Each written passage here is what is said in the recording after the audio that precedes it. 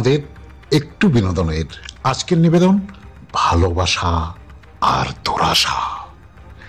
একদিকে ভালোবাসার স্বর্গীয় ফল্গুধারা, আর অন্যদিকে দুরাশায় নিমজ্জিত নারীদেহ ভোগের চরম লোলুপতা। তাই উচ্ছ্বাস, আবেগ এবং নাটকীয় মুহূর্ত নিয়ে হাজির হলো নাটক ভালোবাসা আর দুরাশা। এই নাটকটিতে পেয়ে যাবেন একদিকে যেমন পরম তৃপ্তিদায়ক ভালোবাসার গল্প, তেমনি অন্যদিকে পাবেন প্রেমে ব্যর্থতার গল্প, স্বপ্ন নতুন চরিত্রের রসায়ন এবং জীবন যুদ্ধের অধ্যায়। বাংলা নাটকের প্রতি আগ্রহী হলে আপনি মিস করতে পারবেন না এই ভিডিওটি। নাটকের আকর্ষক কাহিনী, হৃদয়স্পর্শী সংলাপ এবং প্রতিটি চরিত্রের দুর্বার অভিনয় শৈলী আপনাকে মুগ্ধ করবেই। তো নাটক শুরুর আগে সবার কাছে স্বনির্বন্ধ প্রার্থনা করছি লাইক, কমেন্ট, শেয়ার এবং সাবস্ক্রাইব করার জন্য। নমস্কার। এবারে শুনুন নাটক প্রেম ও সংঘাত নিয়ে অভিজ্ঞান ও রাগের সম্ভার সাজিয়ে দুরন্ত দুর্বার প্রযোজনা ভালোবাসা আর দুরাশা। আমাদের আজকের নাটক ভালোবাসা আর দুরাশা।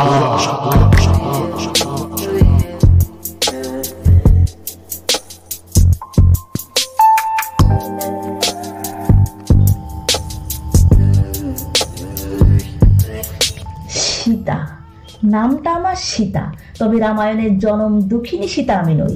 আমি গ্রাম বাংলার এক প্রতিবাদী নারী। অন্যায়কে কখনো কোনোদিন প্রশ্রয় দিতে শিখিনি, আর আজও প্রশ্রয় দেব না। কার অন্যায়ের কথা তুমি বলছো সীতা? পঞ্চায়েত প্রধানের কথা। কে? ও, ওই লজ্জাহরণ বাবু। হ্যাঁ, কি ভেবেছে উনি? আমাদের ভোটে প্রধান হয়ে ধরাকে একেবারে সরাগান করেছে। বলে কিনা বন্যা ত্রাণের টাকা যারা পেয়েছে পেয়েছে, ব্যাস, আর কেউ টাকা পাবে না। এসব তুমি জানলাম কি করে?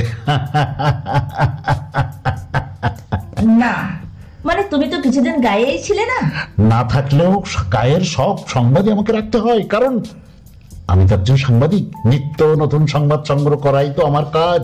স্বপন, তাই আজকের সমাজ দর্পণ সংবাদপত্রে বড় বড় হরফে ছাপা হয়েছে পলাশডাঙ্গার পঞ্চায়েত প্রধানের দুর্নীতির কথা, গরিব মানুষের সরকারি সাহায্যের টাকা আত্মসাতের চেষ্টা।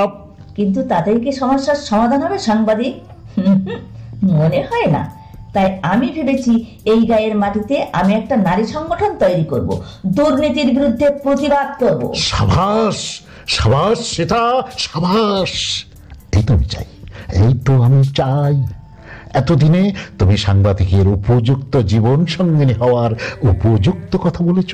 এসব তো তোমার কাছে শিখেছি স্বপন। ভালোবাসা রঙিন স্বপ্ন দেখার সাথে সাথে শিখেছি গায়ের মাটি, গায়ের মানুষের ভালোবাসতে। তাই দুর্নীতির বিরুদ্ধে গর্জে উঠতে আমি তোমাকে কোনোদিন বাধা দেব না। বর্তমান সমাজে তোমার মতো জীবন সঙ্গিনী যেমন প্রয়োজন, তেমনি প্রয়োজন এদেশের ঘরে ঘরে তোমার মতো বিদ্রোহিনী সীতা। স্বপন, স্বপনের ভালোবাসা রাজকন্যা তুমি সীতা। তাই বলছি, আপাতত এইসব বাদ দিয়ে চলো না, চলো না দুজনে একটু হারিয়ে যাই কোনো স্বপ্নের দেশে। স্বপন, এই সংবাদপত্রে মিস্টার বিশ্বাস দুর্নীতির কথা লেখার সাথে সাথে আমি তাকে সাবধান করে দিয়ে এসেছি। আমার ধারণা এবার প্রকৃত বানভাসী গায়ের ক্ষতিগ্রস্ত মানুষেরা সরকারি অনুদানের টাকা অবশ্যই পাবে। তা যদি পায়, তাহলে দিনু কাকা, বলাই মেসু, করিম চাচার মতো দিনমজুরদের অন্তত মাথা গোঁজার ঠাঁই হবে। এতদিন বাদে গায়ে এলাম, তোমার এই ভালোবাসা ভরা বুকে কি এই হতভাগ্য সাংবাদিকের ঠাঁই হবে না প্রিয়তমা? ধেত, তুমি না, আমি কি ভীষণ ভীষণ অসভ্য। কি কি বললে তুমি? আমি অসভ্য? না না, অসভ্য নাও তুমি। কি?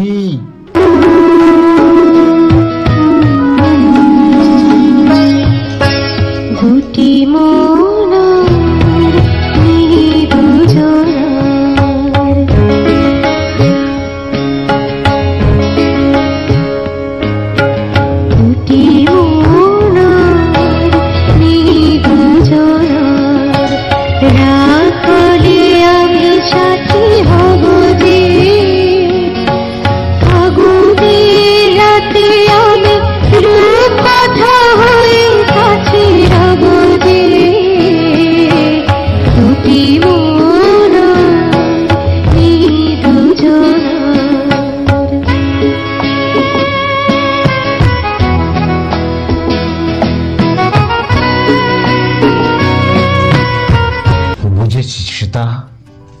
বুঝেছি, আর বুঝেছি বলেই ভেবেছি আমার দিদি জামাইবাবু যখন আমাদের বাড়িতে এসেছে।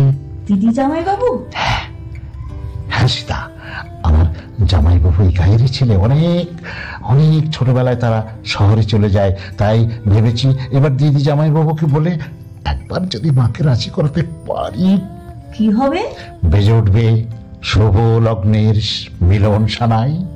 আর সেদিন ছাদনাতলায়, না না না না, ফুল সজ্জার রাতে তোমাকে বুকে টেনে নিয়ে বুঝিয়ে দেব মোটেই আমি বোকা নই।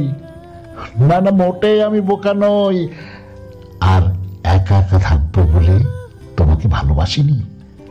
এই যে এক্ষুনি আমাকে জায়গায় যেতে হবে। তুমি তুমি ঘরে ফিরে যাও সীতা, তুমি ঘরে ফিরে যাও। গায়ের মানুষের জন্য আপাতত তোমাকে কিছুই ভাবতে হবে না। গায়ের মানুষদের কথা না ভাবলেও তোমার জন্য তো আমাকে ভাবতে হবে। ও, ভাবতে আমার ভীষণ ভালো লাগছে। জানি না ঠাকুর, আমার এই স্বপ্ন সত্যি হবে কিনা। প্রত্যেক মেয়ে স্বপ্ন দেখে স্বামী, সংসার, সন্তানে। আমিও তাদের মতন। এমনি করে যদি চলতে পারি, এমনি করে গান গাইতে পারি, এমনি করে যদি বলতে পারি তোমায় ভালোবেসেছি, এমনি করে যদি চলতে পারি, এমনি করে গান গাইতে পারি, এমনি করে যদি বলতে পারি তোমায় ভালোবেসেছি, এমনি করে যদি চলতে পারি, এমনি করে গান গাইতে পারি।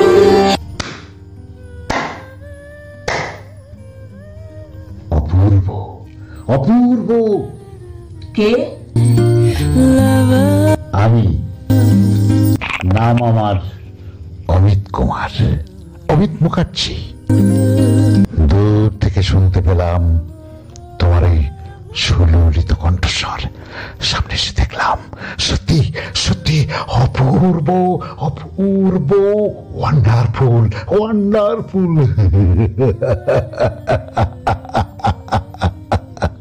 আপনাকে তো এর আগে কখনো এই গায়ে দেখিনি। কি করে দেখবে? তুমি আমাকে কি করে দেখবে? 20 বছর বাদে কালই আমি তো এই গায়ে এসেছি। যাক সে কথা।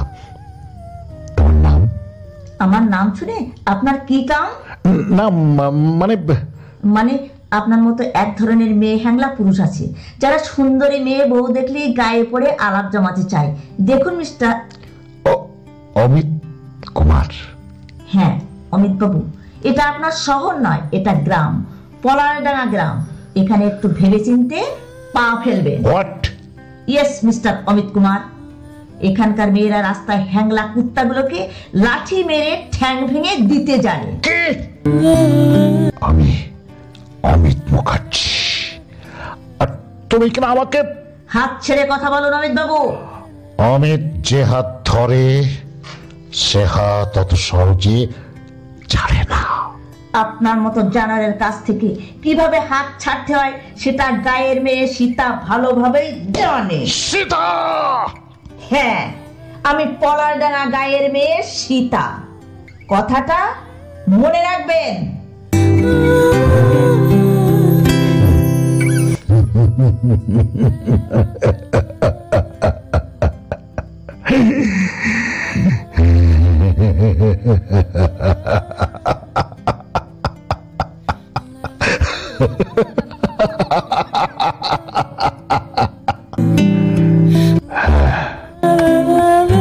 অবশ্যই মনে রাখবো তোমার কথা, আমি অবশ্যই মনে রাখবো। তোমাকে আমার মনে রাখতেই হবে। ও আমি আমি ভাবতে পারছি না, আমি ভাবতে পারছি না, কিছুতেই আমি ভাবতে পারছি না। সামান্য একটা গায়ের মেয়ে সেখানে আমাকে, মানে এই অমিত কুমারকে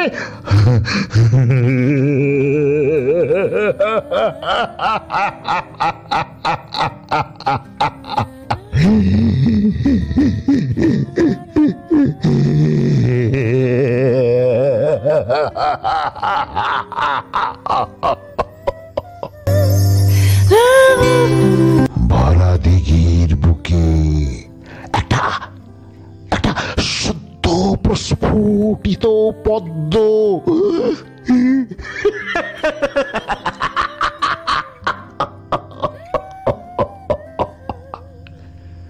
ওই পদ্মটাকে আমি তুলে নিয়ে আসবো। ওই পদ্মটাকে আমি তুলবই তুলব।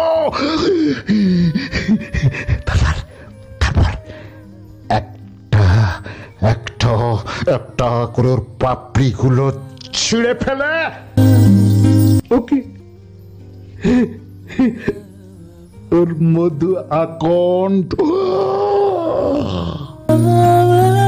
ওর মধু আকণ্ঠ পান করে ওকে আমি ছুঁড়ে ফেলে দেব প্রতি দুর্গন্ধময় নর্দমায়।